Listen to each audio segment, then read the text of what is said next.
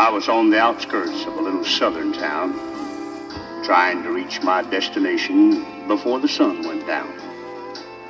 The old CB was blaring away on Channel 19 when there came a little boy's voice on the radio line.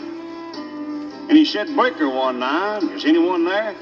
Come on back, truckers, and talk to Teddy Bear." Well, I keyed the mic and I said, "You got it, Teddy Bear." And the little boy's voice came back on the air. "Appreciate the break. Who we got on that end?" I told him my handle, and then he began. "Now, I'm not supposed to bother you fellas out there. Mom says you're busy and for me to stay off the air. But you see, I get lonely and it helps to talk. 'Cause that's about all I can do. I'm crippled and I can't walk."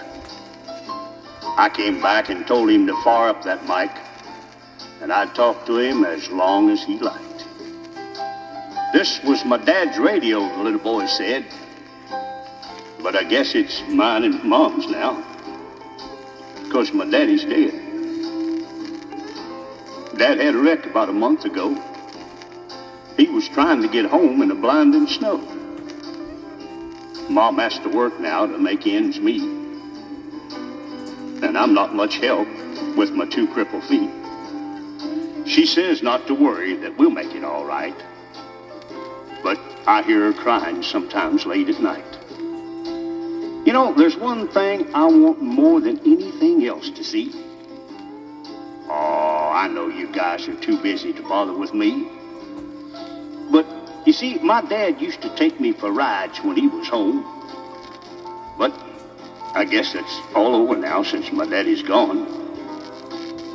Not one breaker came on the old CB as that little crippled boy talked with me. I tried hard to swallow a lump that just wouldn't stay down as I thought about my boy back in Greenville town. Dad was going to take Mom and me with him later on this year. Well, I remember him saying, "Someday this old truck will be yours, Teddy Bear." But I know I'll never get to ride an 18-wheeler again. But this old base will keep me in touch with all my trucker friends. Teddy Bear's going to back on out now and leave you alone, 'cause it's about time for Mom to come home. But you give me a shout when you're passing through, and I'll sure be happy to come back to you. Well, I came back and I said, "Before you go, 1010, what's your home 20, little CB friend?" Well, he gave me his address, and I didn't once hesitate, 'cause this hot load of freight is just going to have to wait. I turned that truck around on a dime and headed straight for Jackson Street, 229. And as I rounded the corner, oh, I got one heck of a shock. 18-wheelers were lined up for 3 city blocks. Well, I guess every driver for miles around had caught Teddy Bear's call. And that little crippled boy was having a ball. For as fast as one driver would carry him in, another would carry him to his truck and take off again. Well, you better believe I took my turn at riding Teddy Bear.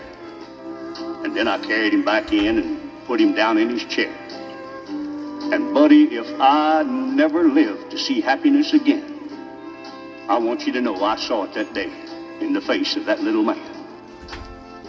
We took up a collection for him before his mama got home, and each driver said goodbye, and then they were all gone.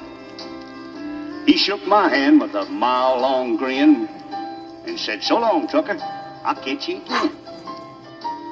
Well, I hit that interstate with tears in my eyes. And I turned on the radio and I got another surprise. "Breaker 19, came a voice on the air. Just one word of thanks from Mama Teddy Bear. We wish each and every one a special prayer for you, 'cause you just made my little boy's dream come true." I'll sign off now before I start to cry. May God ride with you. 10-4, and goodbye.